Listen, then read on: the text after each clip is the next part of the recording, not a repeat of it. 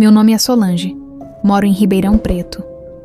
Era por volta da meia-noite quando tudo começou, no ano de 2021. Aquela hora morta da noite, quando até o vento parece segurar a respiração. Estava sozinha em casa, como sempre. Ficava nos plantões do meu marido. Ele é técnico de segurança noturna e costuma chegar só depois das 6 da manhã.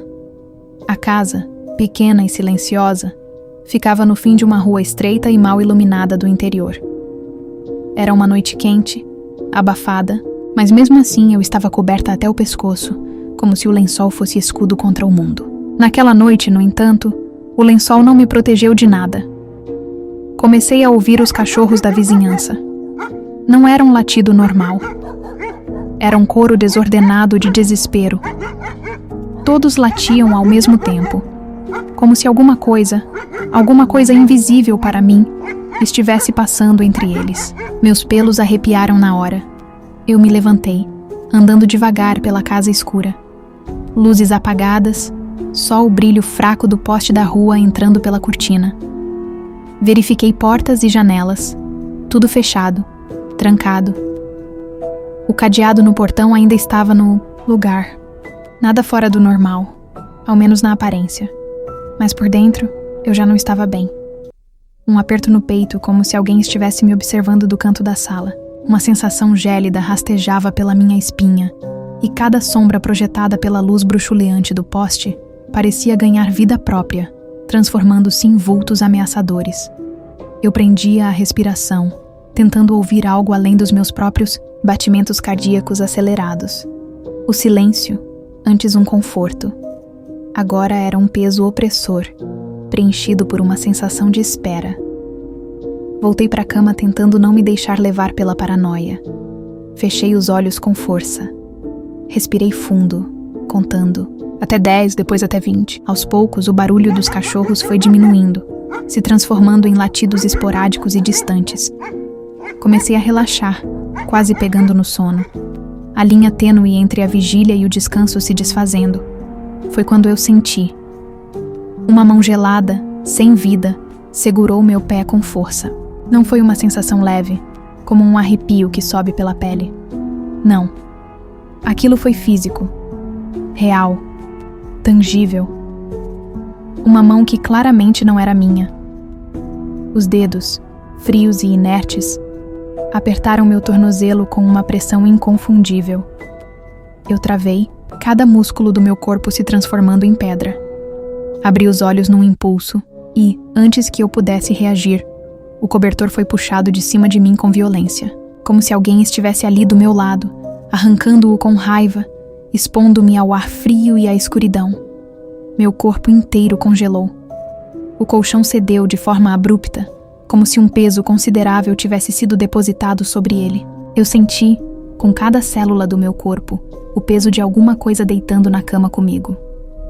O colchão afundou, e eu ouvi um som, como uma respiração funda e grave perto do meu ouvido. Não era uma respiração humana, era algo mais arrastado, um som que parecia vir de uma garganta profunda e vazia. O cheiro de terra úmida e algo rançoso invadiu minhas narinas, me nauseando. Não consegui me mexer por alguns segundos. O medo era tanto que eu sentia meu coração bater no pescoço, nas têmporas em cada veia, os olhos cheios de lágrimas, os dentes cerrados. Meu corpo tremia incontrolavelmente, mas eu estava presa, paralisada pelo pavor. E aquela presença, imóvel, pesada, invisível, mas real. Real demais. Eu podia sentir o hálito frio em meu rosto, a pressão daquele corpo inerte ao meu lado. Era uma tortura silenciosa, cada segundo se estendendo em uma eternidade de pavor. Num impulso de puro desespero, me levantei num pulo, a adrenalina correndo solta em minhas veias. Saí correndo do quarto, minhas pernas tropeçando no próprio caminho, quase caindo no corredor escuro. Peguei o celular tremendo, meus dedos mal conseguindo discar os números. Liguei para minha mãe. A ligação caiu 2 vezes antes de conseguir completar. O som estridente de número não existe, ecoando no meu ouvido e amplificando meu pânico. Gaguejando, Com a voz embargada pelo choro incontrolável, pedi para ela me buscar. Nem voltei pro quarto. Fiquei parada perto do portão da frente, com as mãos geladas e o suor escorrendo nas costas, o olhar fixo na rua vazia, esperando a luz dos faróis dela. A escuridão da casa atrás de mim parecia me engolir. Cada sombra um convite ao abismo. Naquela noite, fui para a casa dela e dormi lá. Na verdade, passei a dormir lá sempre que meu marido estava de plantão. Aquela casa, que antes era meu lar, agora parecia uma armadilha. Eu sentia que algo havia se alojado ali. Algo que não queria que eu ficasse sozinha. A paz que eu encontrava em meu próprio refúgio havia sido violada, substituída por uma sensação constante de vigilância e ameaça. Cada som, cada ranger da madeira, cada sombra me fazia pular de susto, revivendo o terror daquela noite. Suspeitas e presságios. Foi então que uma vizinha, a dona Celina, veio conversar comigo meio atravessada. Ela já não gostava muito de mim, desde que nos mudamos para o bairro. Sempre fui quieta, na minha, evitando conflitos, mas ela implicava com tudo, com a cor do muro, com o barulho do meu cachorro, até com a forma como eu estendia a roupa no varal. Nunca dei bola, considerando-a apenas uma mulher amarga e intrometida. Mas, depois daquela noite, comecei a juntar as peças. Uma conhecida me disse, baixinho, com um tom de voz que beirava o sussurro: "Cuidado com a Celina. Ela mexe com coisa que não deve." A frase ecoou na minha cabeça, plantando uma semente de desconfiança. No começo, achei exagero. Uma fofoca de interior, pensei. Mas o que vinha pela frente me fez pensar 2 vezes. A insônia se tornou minha companheira fiel, e cada vez que eu conseguia pegar no sono, era para ser atormentada por pesadelos vívidos e perturbadores. Acordava suada, com a sensação de estar sendo observada, mesmo estando na segurança da casa da minha mãe. Nos dias seguintes, voltei à casa apenas durante o dia, sempre acompanhada da minha mãe ou da minha irmã. Me recusava a pisar ali sozinha depois do pôr do sol. Mas mesmo durante o dia, a casa parecia diferente. O ar era pesado, como se a atmosfera estivesse densa com uma energia invisível. O relógio da parede parava sempre no mesmo horário, 00:12. Troquei as pilhas. Comprei outro relógio idêntico para substituí-lo, e nada mudava. O ponteiro teimava em parar naquele mesmo instante, como um lembrete constante daquele momento fatídico. Era um sinal, eu sabia, um presságio, ou talvez uma âncora para a presença que havia se manifestado. Comecei a ter sonhos estranhos. Em todos eles, eu estava deitada na cama e sentia uma sombra subir pelas minhas pernas, como se o colchão estivesse afundando devagar, engolindo-me lentamente.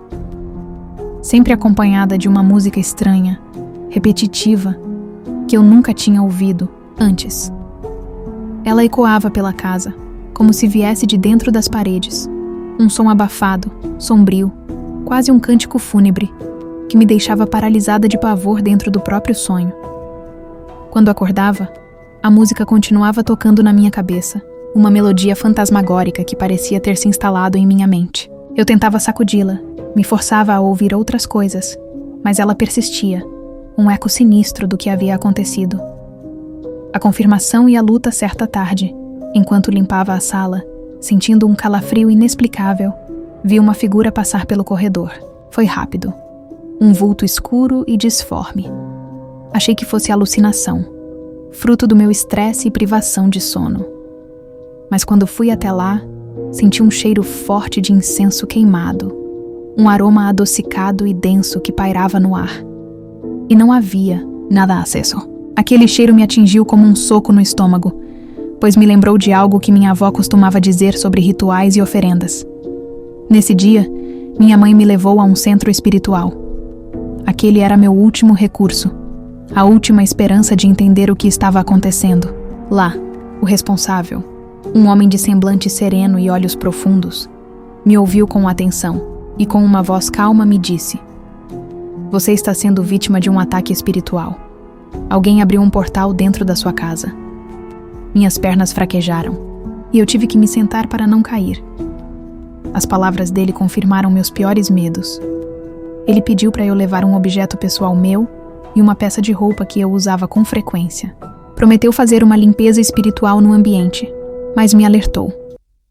Durante os próximos dias, as manifestações podem se intensificar. Mas não se assuste. Isso é reação da presença sendo expulsa. É um sinal de que estamos no caminho certo. Naquela mesma noite, mesmo na casa da minha mãe, eu acordei com o som da música estranha tocando dentro da minha cabeça. Um som distorcido, quase como um lamento, que parecia arrancar a própria alma. Abri os olhos e vi uma silhueta no canto do quarto. Ela era alta, magra demais, com os ombros curvados e o rosto completamente coberto por uma sombra. Uma figura espectral que parecia absorver a pouca luz do ambiente. Fiquei imóvel, sentindo as lágrimas escorrerem sem nem conseguir piscar, o terror me prendendo novamente. E então, ela desapareceu, desvanecendo-se na escuridão, deixando apenas o rastro do medo. 2 dias depois, voltei com o guia espiritual até minha casa. A atmosfera ainda era pesada, mas havia uma fagulha de esperança em meu coração. Ele fez orações, queimou ervas aromáticas que soltavam fumaça branca, usou água fluidificada, aspergindo-a pelos cômodos enquanto recitava palavras em uma língua que eu não compreendia, mas que pareciam carregar um poder ancestral.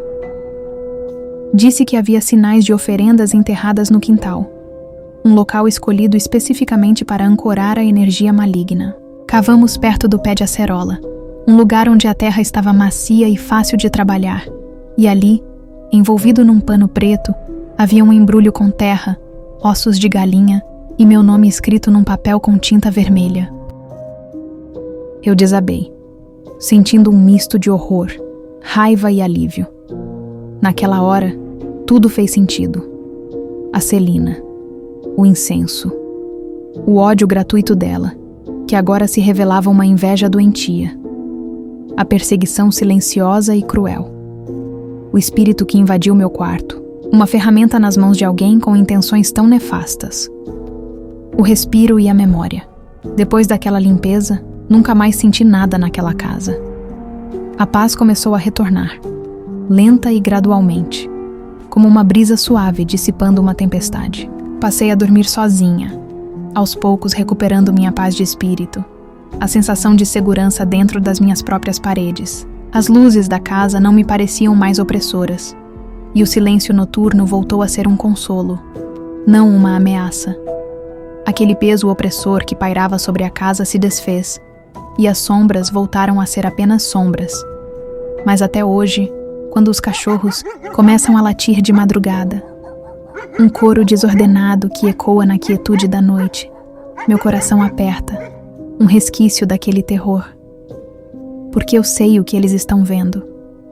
E sei que nem tudo o que vai embora para sempre. O medo, embora adormecido, sempre está ali, à espreita, como uma sombra persistente no canto do meu campo de visão. Um lembrete de que o véu entre os mundos pode ser mais tênue do que imaginamos. A experiência me marcou de uma forma indelével, me tornando mais cautelosa, mais atenta aos sinais que o universo nos envia. E talvez um pouco mais grata pela luz que afasta a escuridão. Você já teve alguma experiência inexplicável que te fez questionar a realidade?